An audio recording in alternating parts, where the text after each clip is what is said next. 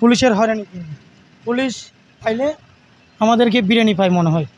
মানে আগে টোকেন ছিল, সে সময় আমাদের তো ডিস্টার্ব করতো না। এখন সরকার ছিল, যে সময় তো টোকেন ছিল আর কি।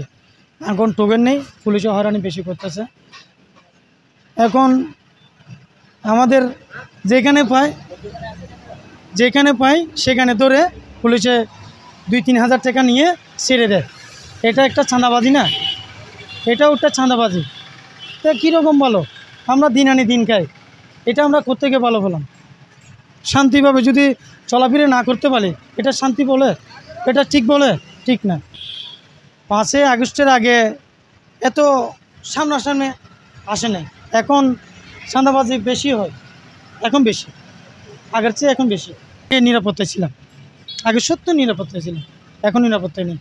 এখন ঘর থেকে বাইর হলে মানে মনের মধ্যে একটা আতঙ্ক সৃষ্টি হয়ে যায়, কোন জায়গায় কি হয়ে যাবে, এটা নিয়েই ঘর থেকে বাইর হই গাড়ি নিয়ে। বাজার পরিস্থিতি 500 টাকা নিলে তো কী আর বলবো, কিছুই নিতে পারি না মনে হয়। পরিবারে যদি নিই মানে নুন আনতে পান্তা পুরোয়, এরকম আমাদের অবস্থা।